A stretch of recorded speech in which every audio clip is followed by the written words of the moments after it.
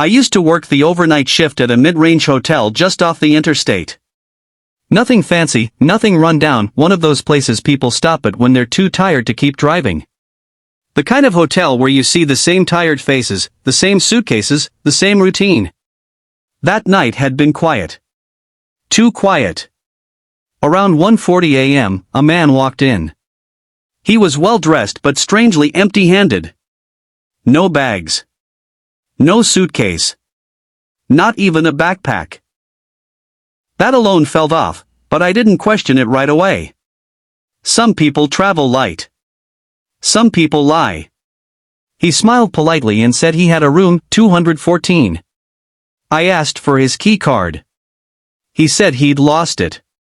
That happens. I asked for ID and a credit card so I could reissue the key. He handed both over without hesitation. The card swiped. The machine beeped. Everything seemed normal. I gave him the key, told him the elevators were to his left, and watched him walk away. Something about the way he moved unsettled me, too confident, like he knew the building already. A few minutes later, I checked the system. There was no transaction. No payment. No room assigned. No record of him at all. My stomach dropped. I checked again. Nothing.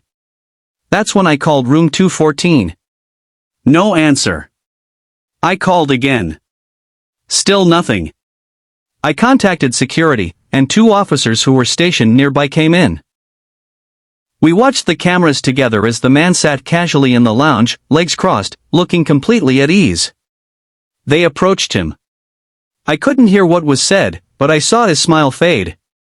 They asked for his ID. They asked questions. Then they walked him out. One officer came back and explained everything.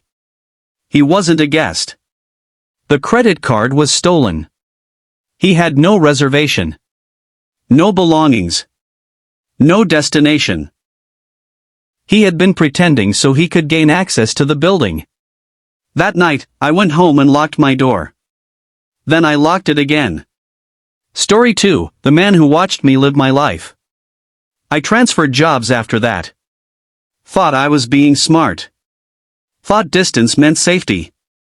I was wrong. I started working nights at a gas station, 24 hours, middle of nowhere, the kind of place truckers stop at and nobody lingers unless they have to. That's when Paul started coming in. At first, he was normal. Quiet. Polite. Always bought the same soda.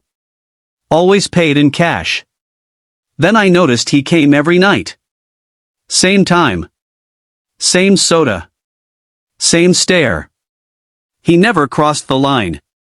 Never said anything inappropriate. He just noticed things. Too many things. One night, he mentioned my shoes were half a size too big. Another night, he asked if my walk home was cold. I stopped showering without locking the door even when I was alone. Sometimes he didn't come in for days. That made it worse. Because I never knew when he'd reappear. One night, after a 10-minute break, I came back to find something waiting for me on the counter. A Polaroid. It was me. Refilling the windshield washer bin behind the station. Taken that same night. Close up. Way too close. No note. Just red circles around the words "I" and "windshield" on the label. When Paul came in again, I told him to leave. I told him I'd call the police. He nodded calmly. I get it, he said. I've been too forward. You've been following me, I said, my voice cracking. I just noticed things, he replied. I thought you'd appreciate that. That's not paying attention, I said. That's obsession. He didn't flinch. Would it be better if I smiled more, he asked. If I pretended I didn't notice how tired you look, or how your left eyelid twitches. I dialed 911. He stood there and waited. The police searched his car. They found a notebook. My schedule. Notes about my clothes. My groceries. My routes. One page was just my name, written over and over until it dissolved into scribbles. The restraining order went through that week. I moved towns. I stopped working nights. But sometimes, when headlights stay behind me too long, I still feel his eyes. Story 3, The Bell Under the Desk.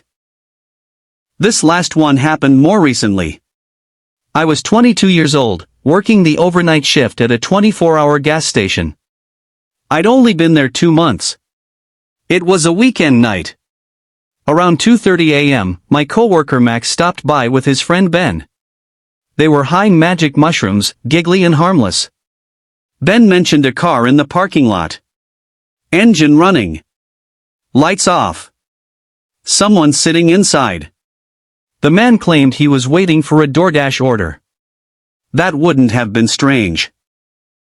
Except we hadn't received an order in 2 hours. Later, Max told me the car had been parked in a blind spot, one I couldn't see from the register. For over an hour, the man watched them. When Ben approached the car, the man pretended he didn't speak English. Eventually, they left. I was alone. Nothing happened for the rest of the shift. Until later. I was tired. Paranoid. I thought someone might be ringing the bell just to mess with me. So I dimmed the lights. Sat behind the desk. Waited. The building creaked. The fridge hummed. The clock ticked too loud. Then. The bell rang. I saw it. A pale hand reached up from beneath the desk and pressed the bell. Slowly. Deliberately. I ran.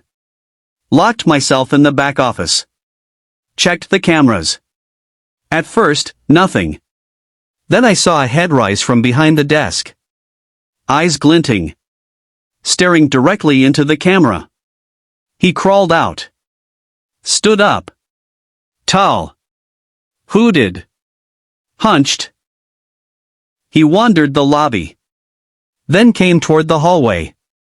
The door handle rattled. Once. Slow. Then silence. The police arrived minutes later. They found a rock propping the front door open. They never found him. Now, every time that bell rings at night, I remember that hand. Waiting. Watching. And I know one thing for sure. Some people don't knock. They just wait for you to look away.